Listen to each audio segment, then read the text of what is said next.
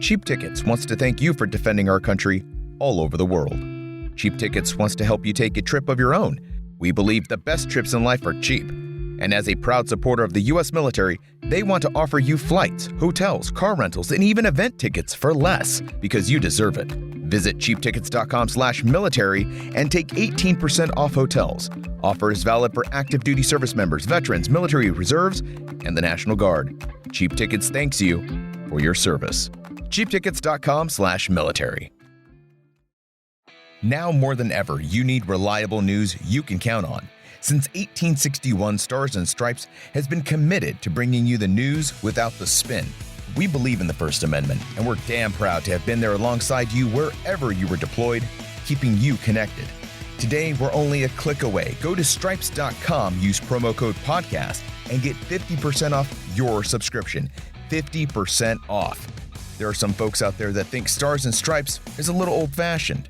Well, folks, maybe right now, we need a little old-fashioned. Go to stripes.com and get reconnected with a legacy of news without the spin. Stripes.com.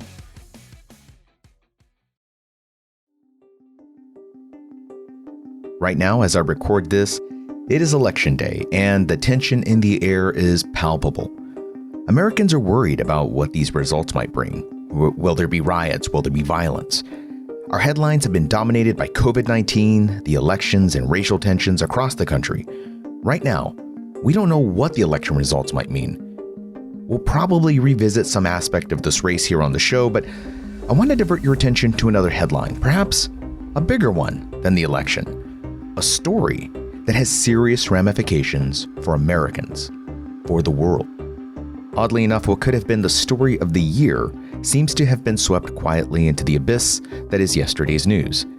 That would have remained true except for a fascinating documentary that took the view-on-demand market by storm, a film called The Phenomenon. Now, I watched this movie and I personally liked it. This is not a Stars and Stripes endorsement, and we are not sponsored by or making a dime off of me saying it's a good watch. Our episode on UAPs, or Unidentified Aerial Phenomena, was a hit with our listeners. But it was also a big deal for us because we thought, wow, this is a huge story. The government is acknowledging the existence of aerial phenomenon with serious national security issues. Then it all kind of just died out. This documentary not only summed up the history of our nation in UFOs, but also got interviews with folks like Senator Harry Reid and Chris Mellon, the former Deputy Assistant Secretary of Defense for Intelligence. That's huge.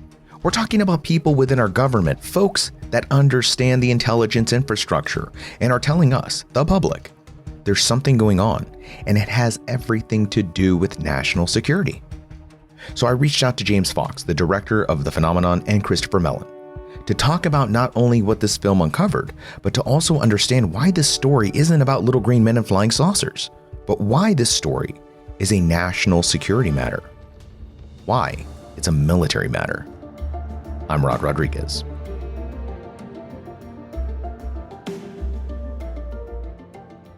Whenever an agency or department labels something, it does so deliberately. The reason for this is, of course, lawyers, which have a direct impact on policymaking. The DoD declined interviews for the show, but in our correspondence back and forth, I kept thinking about why they changed from UFOs to UAPs. All right, so a UFO, an unidentified flying object. It's a thing in flight, and we don't know what it is. A UAP, an unidentified aerial phenomena, much like a UFO, a thing in the air we can't identify, but that last word, phenomena, that's what interests me. A phenomenon is defined as a fact or situation that is observed to exist or happen, a remarkable person, thing, or event. Now, I think that's important to consider. It's something that is happening. It's remarkable, and it's in the air. Well, I think that the very term UFO, the acronym UFO, has got a lot of baggage. That's James Fox. He's the director and producer of the documentary film, The Phenomenon. People associate it with, Roswell, Area 51, little green men. That doesn't work in anyone's favor. So I think the new terminology is more specific, more accurate, and I think it allows people to feel more comfortable discussing it under that new term. people have a lot of associations in their minds. When you say UFO, they think spaceship. That's Christopher Mellon, former Deputy Assistant Secretary of Defense for Intelligence. And this helps to maybe put a little bit of a buffer in there by using a new term, but also along those same lines, object may not always be appropriate. In some cases, there may be a plasma. There could be an atmospheric phenomenon. It isn't necessarily, we're sort of, by saying UFO, you're already suggesting that you've eliminated a range of possibilities, perhaps, and sort of winnowed it down a bit. The UAP term, I think, is a bit more neutral and a bit broader and more secular and a little more perhaps scientific. I think that's the distinction and the potential value. It's remarkable to hear someone like Chris Mellon talk about UAPs so matter-of-factly. It wasn't long ago that former government officials of his stature would have flat out denied the existence of UFOs, or gone the former governor of Arizona Fife Symington's route and turned the notion of such a thing into a joke. Quick footnote, Fife Symington will later go on the record regretting his jokes about UFO sightings in Arizona and even go so far as to relate his own personal sighting. But Chris Mellon isn't mocking the ideas of UAPs. In fact, he's held a long-time fascination with the notion of UFOs. So I maintained my interest. I was curious, and I carried that forward with me, but did not wear it on my shirt sleeve, never talked about it, kept it to myself because of the stigma. Every once in a while, I would ask somebody in the Air Force or at Spacecom or something. I might gently bring it up, but like most people, I was reluctant to do so. Chris Mellon's interest in UAPs wasn't just curiosity. It was a serious concern for our national security. In his position within the government, he had seen a few reports of UFOs or UAPs, but what he found remarkable wasn't the reports of such things, but the lack of action on them. And nobody investigating, nobody following up, nobody reporting, trying to find out what this is, where these things are from. Why bother to have an intelligence community? I mean, the American people think that we know what's in our skies. I would say if we're not interested in what's in our skies and over our skies after Pearl Harbor and after 9/11, okay, what does it take to convince people that that's something we ought to pay attention to? But that's precisely what happened in Pearl Harbor. These guys saw these things coming in on the radar, these aircraft, and it didn't get up the chain of command. Somebody said, oh, that, probably just a mistake or something. Don't bother to pass it on. In 9/11, once again, we were not prepared. That was patently obvious, not only to catch these people in advance and prevent this from occurring, but once the attack was underway, we were completely caught off guard in terms of procedures and plans, and we were not thinking about a sort of threat arising here domestically. It was all, missiles coming over the poles and that kind of stuff. Bear bombers coming in toward Alaska. So we were just scrambling. And to see this happening yet again, are you kidding me? This to me was just unacceptable. And I consider myself part of the intelligence community. I'll take part of the blame for whatever that's worth. But that to me is failing tactically. It's failing strategically. It's failing to provide strategic warning of potential breakthroughs, major breakthroughs by a potential adversary in technology. It was a fail right across the board. This was going on for years. It was large numbers of incidents in the same locations. How is that acceptable? It's unacceptable that you have objects of unknown origin whizzing around with impunity in super sensitive airspace. That's unacceptable. We should know what's going on. I could not agree more on that front, because it could be something of a threat. You got to identify it. It's unacceptable. Chris was certain that these UAPs pose a real threat to our national security, not because they've done anything in particular to make us think they were a direct threat. Although their interactions with nuclear weapons is questionable, it was our complete lack of understanding of what they were and our reluctance to investigate them that gave him deep concern. But then, fate played an interesting hand. I was, at the time, still consulting as a volunteer for the Office of Naval Intelligence, and was invited to participate in some brainstorming meetings at the Pentagon, and that's when I became exposed to the videos and what was going on with the East Coast squadrons, and I was quite stunned. And I also learned about the Nimitz incident at around the same time through the same meetings, and this had all transpired in the interim since I had left the Defense Department. So there wasn't an ATIP program when I was at DOD, and these videos did not exist and so forth, or I would have run it up the chain then from the inside. Indeed, that's immediately what I tried to do, was be a good soldier and work with Lou Elizondo to get meetings at the highest levels of the Office of the Secretary of Defense to try to get this on the Secretary's agenda. And we had multiple meetings. I happened to know a couple of people that were direct reports to General Mattis, really wonderful, bright young guys who were moving up through the ranks. And one happened to be a pilot himself. And when he received briefings and met with some of the pilots himself, et cetera, he knew this was something serious going on here. The problem was the people around the SecDef were two problems. One, the just coordination, trying to get approval to get anything in front of the SecDef. As you can imagine, you've got like 18 people that have to check off on it. And then of course, something like this, they're all going to say, whoa, come brief me first, and all that kind of thing. And then but ultimately what stopped it was how political everything's become in DC these days. So there were people who were concerned, oh my gosh, what if he gets a briefing and there's a leak that the SecDef was briefed on UFOs or took a briefing, even paid attention? It was concerned, the stigma is so great. And here's a man with absolutely sterling credentials, sterling career. Everybody in DC respects him.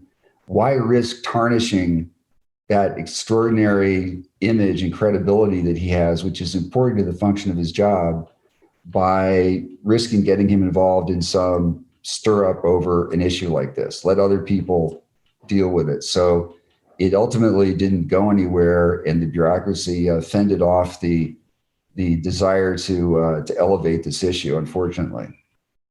In the film The Phenomenon, Chris would disclose that it was in fact he who had provided the New York Times the now infamous Tic Tac videos. Those videos started a worldwide conversation about what the hell exactly are these things.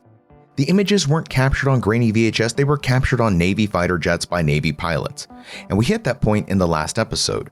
But here we have a former Deputy Assistant Secretary of Defense for Intelligence with startling evidence, and no one seemed to care. DC and higher up seemed more concerned about the stigma of just having the conversation than the repercussions of not having that discussion. There are a lot of people in the press and in the private sector who think this is a science project. And there's a lot of good scientific work to be done. There are immense potential scientific ramifications. But this is not about trying to find ET first and foremost, or any kind of a science project. It is first and foremost a national security issue. When we have inbound, unidentified targets, you don't have time to convene a committee at an Ivy League institution and sort of start passing the data around and do a 6 or 12-month study. You've got about 15 minutes maybe. Somebody needs to make a decision. Do we shoot this thing down? Do we launch? What do we do, right? It's a whole different universe of decision-making and analysis and different kind of metrics. And so the first order of business from my standpoint is national security. And I'm not terribly interested in what an astronomer thinks about, the prospects for life somewhere. I'm interested in the phenomenology of this thing. What is its signature? What are the patterns? Who's behind it? What vulnerabilities are involved for us? And how do we deal with those kinds of issues? So I think that's where the initial priority needs to be.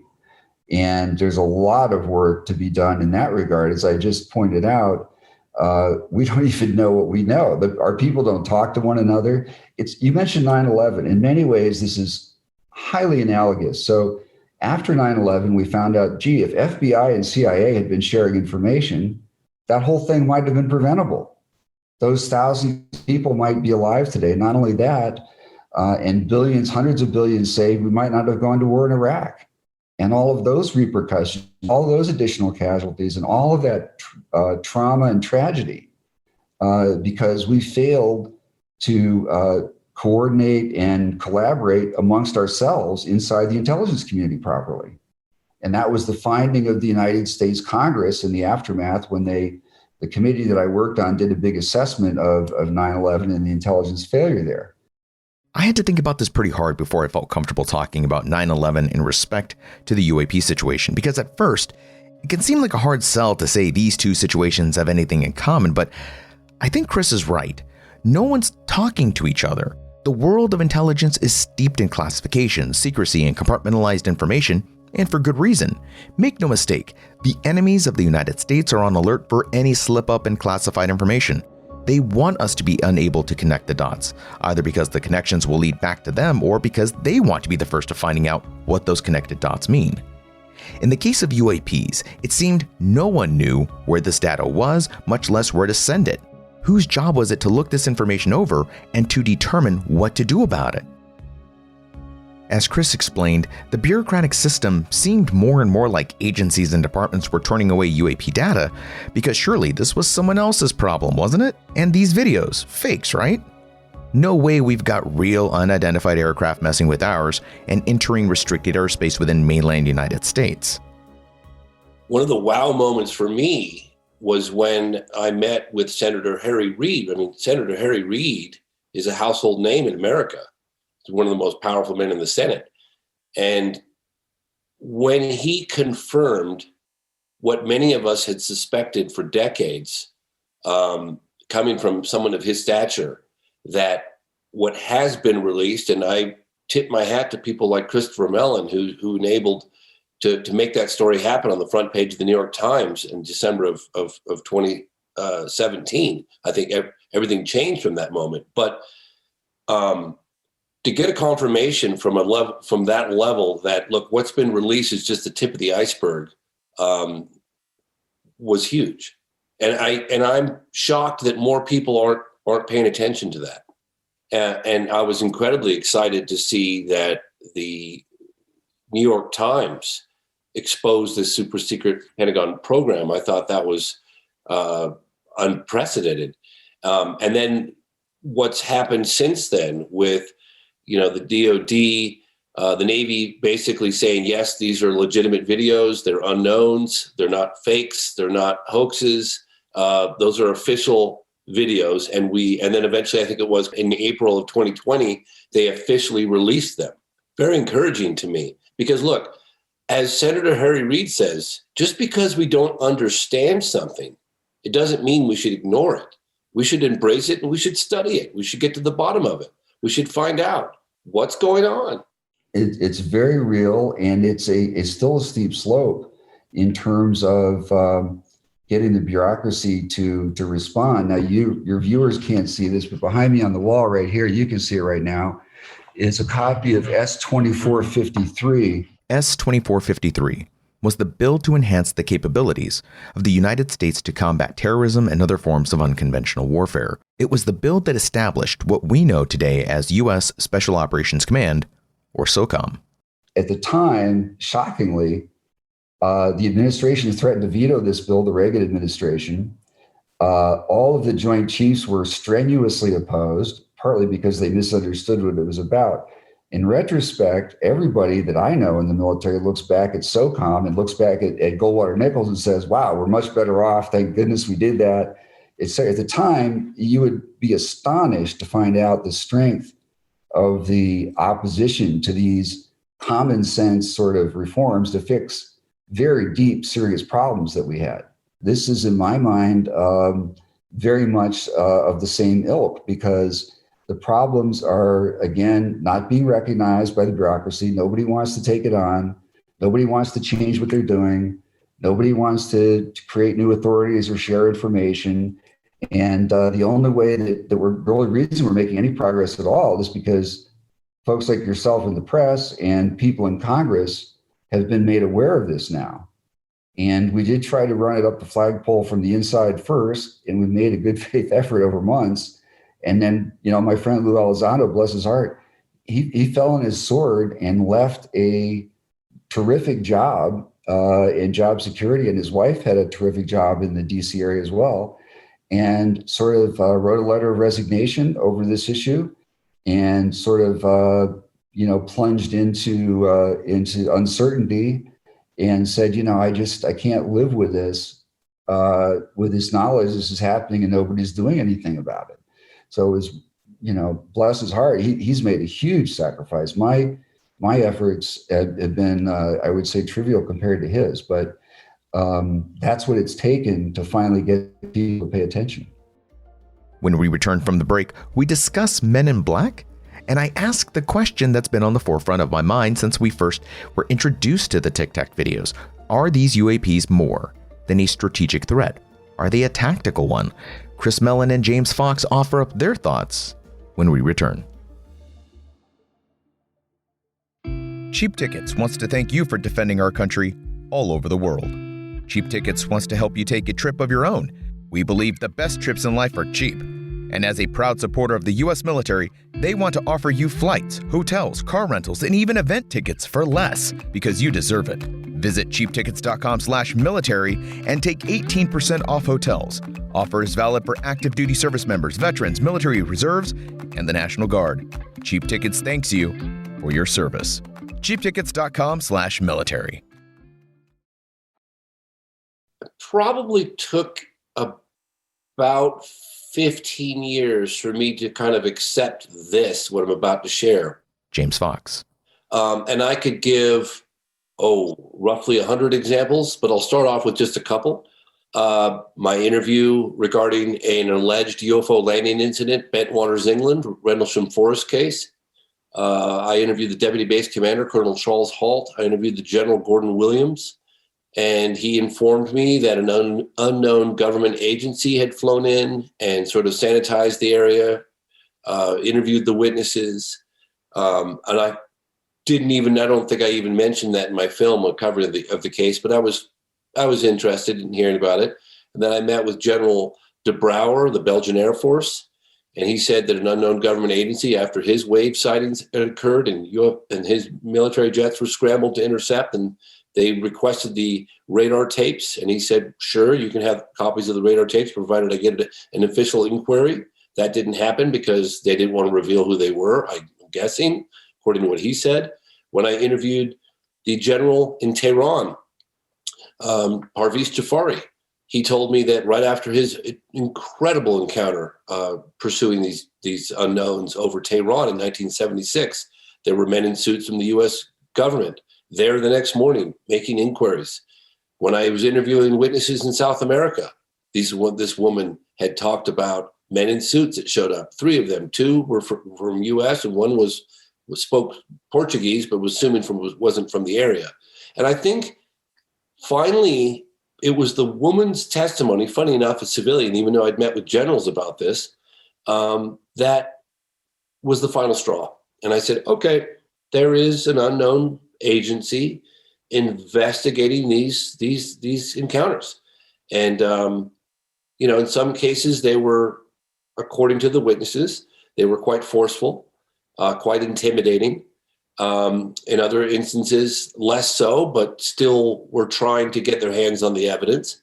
So, so when ATIP was revealed on the front page of the New York Times, in my personal opinion, from my personal experience, my personal meetings, I was like, well, yeah. And I'm sure it goes much deeper than that. But, again, I haven't discussed this publicly in any of my movies because I can't really prove it. It's I guess it'd be the equivalent of hearsay, but look, it made perfectly good sense to me. Why would you not be investigating what takes place in our airspace? I mean, it's your job. Hearsay perhaps, but let's be honest. These accounts of mysterious government agents in suits asking questions and intimidating witnesses are so prevalent that it spawned an entire franchise of films called Men in Black. So I asked Chris Mellon if there was in fact a department or agency responsible for talking to witnesses of UAPs or intimidating them in order to cover the occurrence up. Some of those people used to work for me.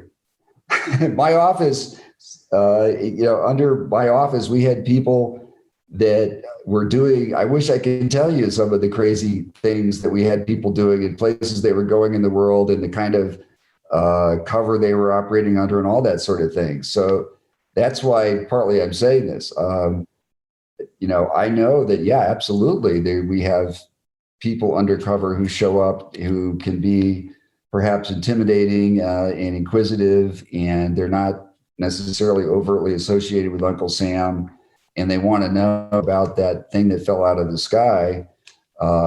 that missed its target. And oh, by the way, if you can get your hands on it, there might be a nice reward in it for you. So, so I'm not disputing that kind of thing at all. It goes on. Don't forget, guys, in those days when the McMinnville incident was happening and so forth. We're talking about the 50s and 60s here. We had people at the agency doing absolutely outrageous off the reservation stuff, experimenting on humans, giving LSD to people without their consent and performing experiments on people in prison. I mean, there were out of control kinds of things going on that were just outrageous in quite a few of them. And the agency in those days, before congressional oversight, didn't hesitate to send people out to do things like that, like, confront somebody, maybe search their house, even though they were here in the US, or turn it inside out. So we just have to be careful about assuming because a government agency expressed interest or somebody undercover expressed interest that means there's necessarily a big secret program about UFOs. Is it possible that something exists outside the purview of the traditional intelligence ecosystem, perhaps a classified effort, something that exists so deep within need to know that someone like Chris Mellon wouldn't have been privy to it? The answer is yes.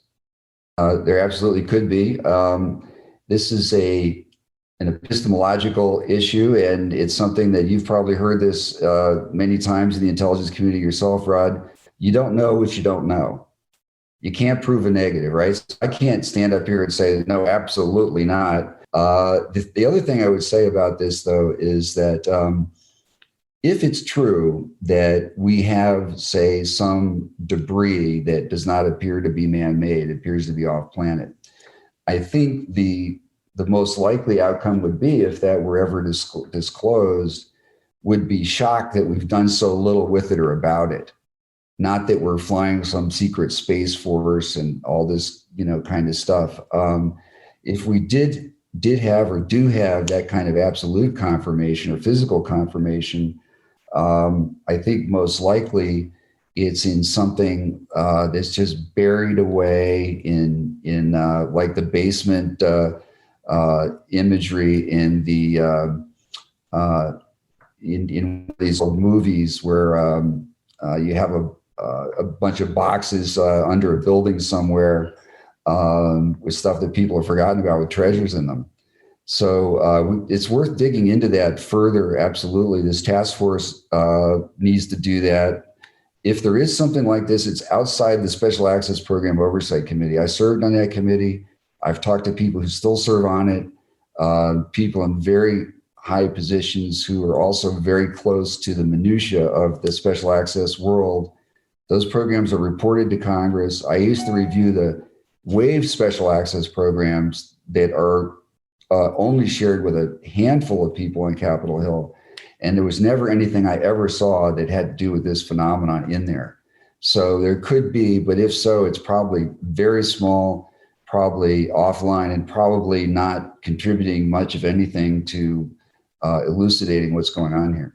If it's just a closed down R&D thing, and they've got some debris stored somewhere, I mean, I've heard legends and stories about this from people who really might know, and some of them have said, yeah, there was some stuff, but they couldn't understand it, so they just packed it away, and they were so concerned about security they just buried it, and nobody's touched it or done anything with it. I don't know, but it's certainly part of what the oversight process at this point should entail, is digging into that. So we know that we as a government have been interested in the activities of our enemies for some time now, that the CIA and the DoD have sent folks to investigate sightings or potential crashes. But what we don't know is if that fits into the Men in Black paradigm. The existence of such an effort isn't impossible and even not that unlikely. But with that said, how much is really known? The whole reason Chris Mellon shared that UAP footage with the New York Times was because no one seemed to be talking about this, much less investing noticeable effort into figuring out what was going on. Folks like Lou Elizondo were taking serious heat rounds to their reputation and careers just for speaking out that there was more to this than met the eye. The question that continues to bother me about this whole thing is whether or not these observed but unidentifiable craft have weapons capabilities. James Fox covered several encounters in his film The Phenomenon, in which the UAP demonstrated the ability to jam instruments, lock controls, and even turn off and on nuclear missile launch initiatives. These all seem somewhat passive-aggressive though. Nothing that looks like the barrel of a gun. I wanted to know if James or Chris had run across anything that would indicate that these UAPs weren't as peaceful as they first seemed. Clearly, if the observed technology, if these guys wanted to do us harm, they would have done us harm. James Fox. And that's one thing I wanted to put emphasis on is that, I've been to Russia. I've talked to generals in Russia, cosmonauts in Russia. I've talked to people and generals in China. I've talked to people South America, Chile, Brazil, Peru, Air Force officers, colonels, generals. And they said to me, if these objects were here to do us harm, I think we would have known by now. This is a very popular notion among those interested in UAPs, that the level of demonstrated technology is so advanced that they've been spotted around the world for so long that surely by now, if they'd intended us any ill will, we'd have received it. But this is where I disagree. I'm not completely convinced that just because we haven't been provided a clear demonstration of force, that they are not capable of it and they don't intend it. Let's make an assumption for a moment. Anything further back than the 40s is not a UAP in the sense of how we understand them today. So we're talking about UAPs from the 40s to today. The first operational military jet fighter, the Messerschmitt Me 262, a German aircraft, went into service in April of 1944. So UAPs, with all their super advanced technology, have only had to contend with 76 years or so of humans in the air with jet fighters. Yes, there were biplanes with guns going back to World War I, but let's just stick with jet fighters as we know them. 76 years, and we've made some serious jumps in technology from the 40s to today. Now, even the jets that documented the Tic Tac videos, the FA-18 Super Hornets, are not the latest and greatest in US jet fighters. We now have the F-22, the F-35, and whatever the folks at Skunk Works and beyond are making. My point is that we are a long way from the Messerschmitt 262, and perhaps those UAPs never felt threatened by our low-end technology. But as we make our technological jumps, what happens when we are no longer bringing a stick to a gunfight? What happens when we can reach out and touch that UAP, no matter how briefly and how little of an impact we could have? Does that change the nature of our interactions? Consider for a moment our current Predator UAVs, or drones, or whatever the proper nomenclature is. They are capable of carrying weapons, but they can also fly without them. If you're a bad guy, you might have been under the watchful eye of one of these aircraft. You might have even seen one of them, but they never did you harm until the day they did. That's my point, that we don't know what we don't know. And that could be a serious problem when we're talking about a UAP that's moving like the ones we've observed so far. Chris Mellon. Let me say initially that you're putting your finger on a very important issue regarding threat. And in DoD parlance and DoD framework, threat is a combination of capability and intent. And we see a lot of capability, have been seeing a lot of capability. We don't know the intent. So we have to be cautious and prudent until we determine it. Let me point out, we were never attacked by the Soviet Union. We have not been attacked by the Chinese. That doesn't mean that we say, oh, gee, well, we don't care where they fly or what they do, right? There are good reasons for that. So I take a little comfort from what James has said and others have said that there haven't been blatant acts of aggression, but there have also, if you dig carefully into the record, been some things that were at least indifferent towards the safety of some of our personnel, and in other cases interfered with some of our systems, acts that could be considered acts of aggression, interfering with nuclear weapon systems even, which is hard to think of anything more alarming than that. There are also individuals both in our military and in other countries, civilians, and in some cases military personnel who have suffered injury.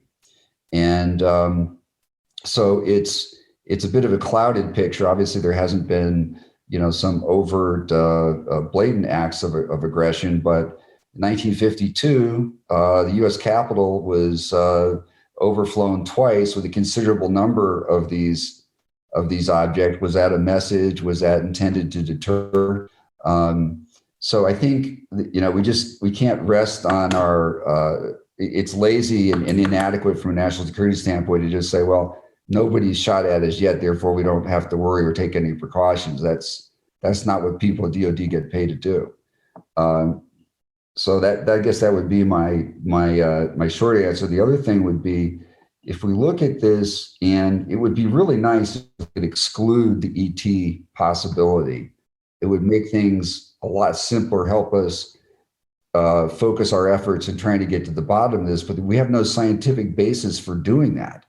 And moreover, we have no intel that I'm aware of that suggests that any terrestrial nation has these kinds of capabilities. So we have to continue to entertain that possibility, as unlikely as it may seem. And if we do, then once you do keep that on the table or put that in the set of things that you have to be worried about, it's rather concerning, because a lot of the activity we see is in and around military facilities. And to some degree, that may be an artifact of, we're seeing the keys under the lamppost because that's where the light is brightest. But this recurring pattern off the East Coast, for example, week after week, month after month, in and around not civilian areas, but military target areas and restricted DoD airspace. That's the kind of activity that you would see in advance of potentially of some kind of intervention. Somebody, is this somebody who wants to really understand our military capabilities, our operating procedures, how we work up, range, distances, speeds, et cetera, or why else are they out there, dogging these operations? So I don't think we need to panic or anything, but I don't think we can just sit on our hands and say, oh, gee, they haven't done anything devastating in the past, therefore they never will in the future. We don't have to be concerned about it.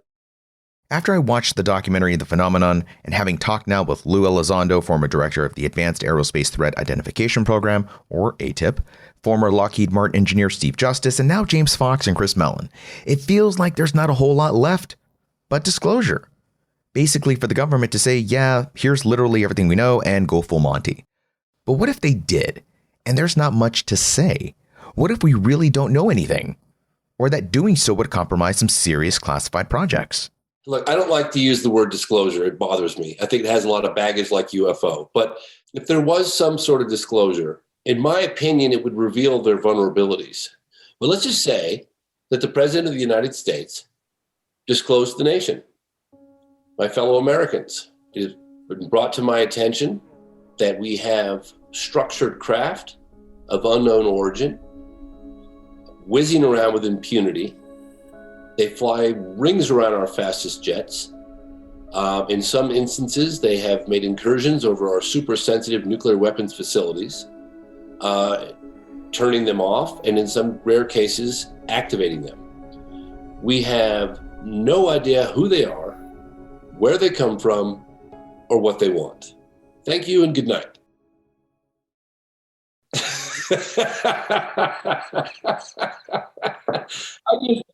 I just don't see that happening, because, look, I asked an intellectual heavyweight on the topic of UFOs, Dr. Jacques Vallée, because I'm dying to know it as a citizen, and I'm a citizen, okay? I'm Joe Public. I'm dying to know what they know. And Jacques said to me, James, you can't think of it that way. You have to look at the secrecy as more of a question of what the government doesn't know. Because if they expose what they do know, that's going to open up a floodgate of inquiries to which they probably don't have answers to. I don't think that the government, when people say, oh, the government's holding all these secrets, I don't believe that. I think they're aware of the fact that these things are whizzing around. Doesn't mean they know where they come from or what they want or what their intent is. And so I kind of justifiably can understand why they have been reluctant to disclose what they know. Chris Mellon. What politician in their right mind wants to tell the American people, children, families, elderly people, you may not be safe. There may be an alien power that could wipe us out tomorrow and nothing I can do about it. Have a good day. I don't think you open that can of worms if you can't answer even simple, basic, fundamental questions that are going to spring to every reporter's mind immediately. Why would you go there? You're going to stir everything up and not present a solution or a way ahead. You'd have to think that whole thing through, and then where you go with that, you'd probably have to coordinate with other world leaders. There's a lot of issues you'd have to think through, and I don't have any suggestion that anyone is working that or thinking about that or anywhere close to doing it. So disclosure, or whatever term you want to use, might not be a real option. The idea that the secrecy behind UAPs and UFOs has more to do with what we don't know than what we do is interesting. And honestly, it makes some sense. Dropping that knowledge on the country without a reasonable follow-up or without having a lot to explain would let people start developing their own narratives. Those narratives would be based on assumptions, not all of which would be based on any truths. So perhaps disclosure wouldn't be such a good idea. But we also can't shove this genie back in the bottle. The Navy now has the UAP task force, which we discussed in our last episode, and that task force has to compete with the rest of the DoD for manpower, resources, and perhaps more importantly, money. They seem to be facing an uphill battle any way you shape it. Can you imagine you've been tasked with explaining the appearance of a technology that far exceeds anything you've ever seen, and any information you have to start with has probably been contaminated with movies, television, and human imagination? Also, if you turn out bad at doing this job, you'll lose funding, your career, and credibility. Good luck. And if there is some shadow organization holding all the cards, well, you've been dealt out of the game before it ever really began. Also, good luck again making that work. So what's left then? What do we do with any of this? The world feels like it's one bad day from becoming a Mad Max wasteland. Our political climate is hostile, our race climate even more hostile, and eating at a restaurant a year ago without a mask on feels like the good old days. What do these UAPs bring to the table? Salvation? Doom? Perhaps they're just as clueless as we are and not sure about saying hi to a species that argues over a keyboard about whether the Earth is flat or not. My fear of hostility from these craft is not quelled. If anything, my suspicion is greater than it ever was, mostly because our government, our country with the most powerful military presence on Earth, is getting pwned by flying Tic Tacs, and we can't explain why. We've focused a lot on UAPs this season. I know. This isn't turning into a military X-Files, although if we did, I'm sure we'd get a ton more listeners. I'm just surprised that we're not talking about this more, that during these elections, we haven't been like, hey, what the hell are these things flying around making our Navy fighters look bad? What are you going to do about it? Folks are talking about this on the Hill. Senator Harry Reid is not alone wanting some answers, and for good reason. Chris Mellon's voice is being joined by other government officials who are seeing UAPs as less of a science project about life beyond the stars, and more about a threat to national security, not unlike the Chinese or Russian aircraft playing peekaboo with our Navy and Air Force.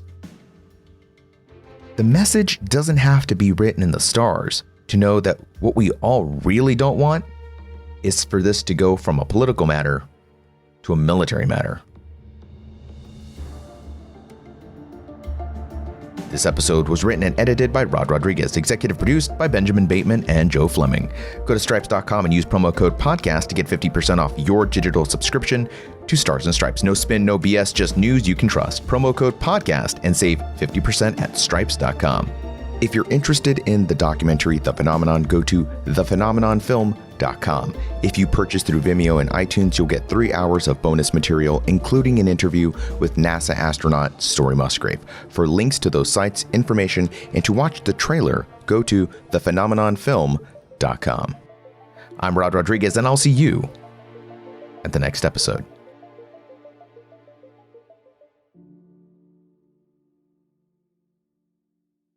Cheap Tickets wants to thank you for defending our country all over the world. Cheap Tickets wants to help you take a trip of your own. We believe the best trips in life are cheap. And as a proud supporter of the U.S. military, they want to offer you flights, hotels, car rentals, and even event tickets for less because you deserve it. Visit cheaptickets.com/military and take 18% off hotels. Offer is valid for active duty service members, veterans, military reserves, and the National Guard. Cheap Tickets thanks you for your service. cheaptickets.com/military.